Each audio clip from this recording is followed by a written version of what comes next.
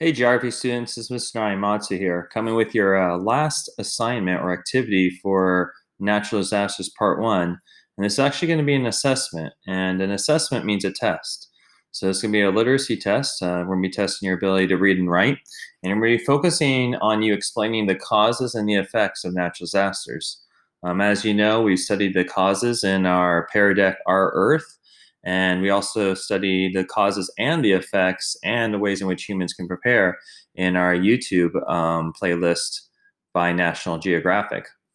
So let's go ahead and go into this, and this will be an overview on how to complete that activity for literacy assessment. So this is the video that you're watching right now. You will need to have Kami, a Google extension for your Chrome browser to do this, to go ahead and access the assignment from Schoology. We've already been using Kami multiple times in this class, so odds are you already have it. But if you do not, there's a video from Miss Riemann so that you can go ahead and check that out. This is obviously the video that we're watching right now. And I spoke about this in the weekly overplan, which was this video right here. Hopefully you checked that out before you started this week. If not, always do check these out. It's a good overview of the week. They're pretty short and kind of tells you a good idea what's going on. But I kind of talked about how there's this video here, and I'll go ahead and click it.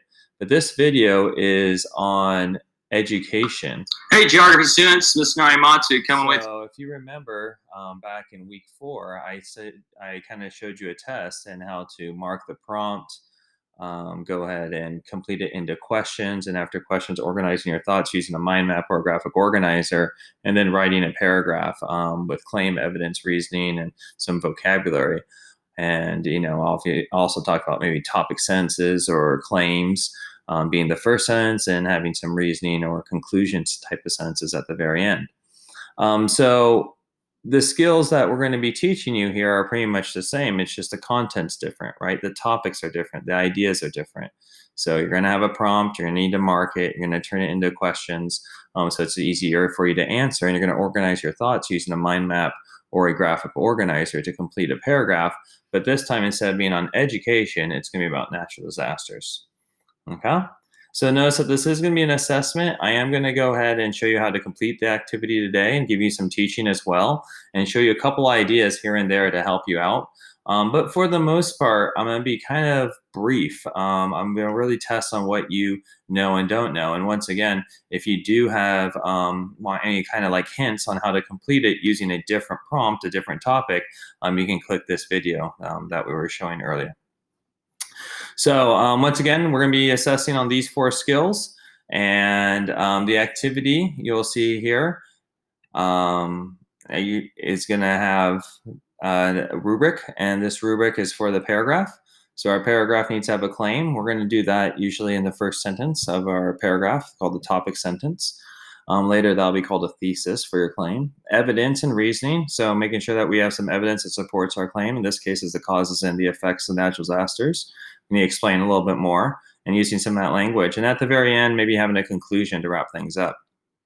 We're going to open the assignment with Kami. Remember, you have to download it as a Chrome extension. We talked about that earlier. And you're going to get an assignment that kind of looks like this. I'm creating this video right now, so a new one will show up that will have the correct links right here. But step 1, what we need to do is we need to mark the prompt. And there are 3 marks. There's zigzagging for directive verbs, there's circling key terms, and number and underline. I'm going to be brief about those. Again, if you want more explanation, go ahead and click this video, and I've actually linked it here. And this is that same video that I showed you earlier. Again, hey, geography students, Mr. Narimatsu on education, not on natural disasters. Remember that is a completely different prompt. So just trying to really have you focus on it. So what I'm going to show you is I'm going to go ahead and take a look at the prompt here. So the prompt is this entire little paragraph, as you can see. So the prompt is, our Earth is a dynamic and changing planet. These forces of nature create natural disasters which can cause devastation to all forms of life. In a paragraph, identify the causes and effects of a natural disaster. So I'm going to go ahead and help you with a couple of items here. First of all, remember that you do have a bunch of tools on the left-hand side that you can use. I'm actually going to go ahead and use a shape and a circle this time, because we're going to circle key terms, and I see this as a key term. So the paragraph. I also see, because that's how long we need to be, causes and effects as key terms, and also the word natural disaster is a key term. Going back over here, remember what we circle key terms. Then I'm going to go ahead and zigzag. So I'm going to go and use my drawing tool here, zigzag the directive verb. And so I see the directive verb right here as identify. So you go ahead and zigzag yours. And then lastly, we're going to have to underline and number what we need to write about. So we don't need to write about the paragraph. What we do need to write about is the causes and effects of natural disasters. So I'm going to underline this, and then I'm going to do something a little tricky here. Using my text box function here, I'm going to go in and put a 1 here and another text box over here and put a 2 here. So what I'm trying to show you here is that there are two things that you have to do, causes and effects. Okay, so this is the rest of the prompt. If you see any more directive verbs, key terms, or what you need to write about in this these two sentences, please do so. This is not completely marked. In my opinion, there's a few marks out there, but I'm not going to give those away. Again, this is assessment, so to see exactly what you've learned. Now we're going to rewrite the prompt into questions. Once again, we're going to go ahead and get a text box here. And I'm going to go ahead and create it. I'm going to expand it here so that you would as well. And in my opinion, there's going to be two questions, and I'm not going to go ahead and tell you those questions. So please make sure that you go ahead and write down the, question 1 here, and it should be in the form of a question. And just as a hint, oops, go ahead and get this. Sorry about that.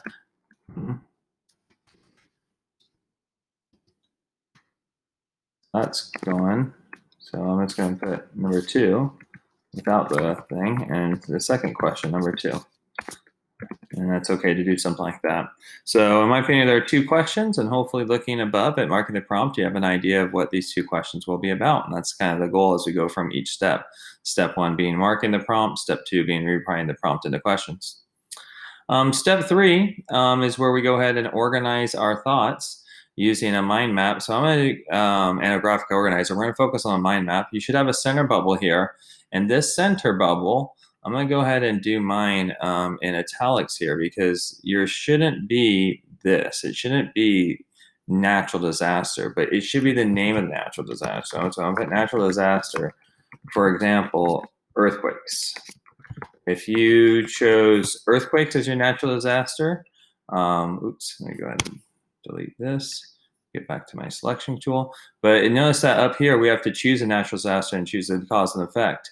So if you, let's say that you were an individual sorry, trying to get this circle to move here. Let's say that you were an individual that chose earthquakes. Well, instead of saying natural disaster earthquakes, in the middle, you're going to put earthquakes, okay? And then based off of these questions, once again, I see there are two kind of topics that you're going to want to focus on. So just to get you started, I'm going to put one over here and put one over here. And I'm actually going to give you one. So we're going to go ahead and draw another bubble that connects here. And insert our textbook. So one of the things that I think you do need to talk about are the causes of whatever it is. You know, remember, you don't have to do earthquakes. You could do tornadoes or tsunamis or volcanoes, any of the natural disasters that we've chosen. So I'm going to go ahead and delete that away. But whatever one you chose, instead of putting natural disaster, you're going to put the word earthquake or whatever. So I'm going to delete this just for a second to show you. So let's say I drew an earthquake, do earthquake. If not, you'd put tornado here. So the one is the causes, and then from here you need to go ahead and I'll go ahead and give you another answer. You're going to have to go ahead and write down some information about what are some of the causes so that we know one of them is faulting. So I'm going to put that there, and you should have some multiple causes, and so that you can help you create a body paragraph in a second when we write our paragraph that looks really, really good. So over here, I'm going to leave this open. There should be another circle here. If this says causes, there should be another circle coming from the prompt. And then there should be some answers about what are the causes. So remember, at the very end, you should have something that kind of looks like this with about 3 answers on this side. Notice that these are blank. and 3 answers over here. And make sure that you fill in this area with whatever word that you think comes from the prompt that will help you create this essay, making sure that we create a paragraph that answers this prompt. Okay? Coming down here, you're going to create your paragraph. So I'm just going to go ahead and write a couple of things. First of all, a lot of students tend not to indent their paragraph, so please make sure that you do so. So hit space a bunch of times. Usually rule is 5. Sometimes it's difficult in these type of activities to hit tab, so you have to hit space bar. The first sentence should answer the prompt. And as a hint, and you can use the bubbles, the words, the terms in the bubbles to help you. So as a heads up, I see at least 2 words, in this case the word causes and tornado. So my first sentence over here might say there are many causes towards tornadoes. So you're going to try to use this. Notice that this word has not been filled in. So these 1, 2, 3 words should be filled in into a sentence, be used to go ahead and answer this question of the prompt. Okay.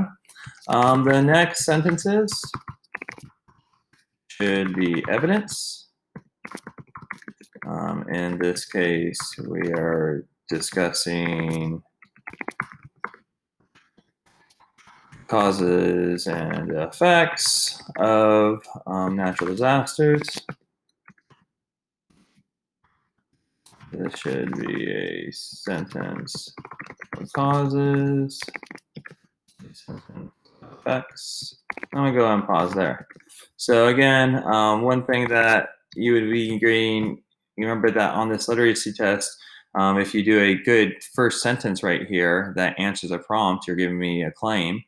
And then we have to give some evidence and some reasoning, right? And in this case, it's the causes and effects of the natural disasters. The academic language you're using by using the word faulting or tornado or earthquake or subduction or precipitation or weather patterns or all the different things that you've learned over the course of last week. And lastly, what you finish with is usually, some more reasoning, some kind of impactful statement. Some of us as writers know these as concluding sentences. I like to call them in concluding sentences. So I'm just going to say here, the last sentence should discuss the importance of the topic you have been discussing. So in this case, why is it important for us to know about the causes and effects of natural disasters? As humans, it kind of helps us become more prepared. So you could write a sentence kind of that says something about the importance of preparation. This should not be a question. This should be a strong statement.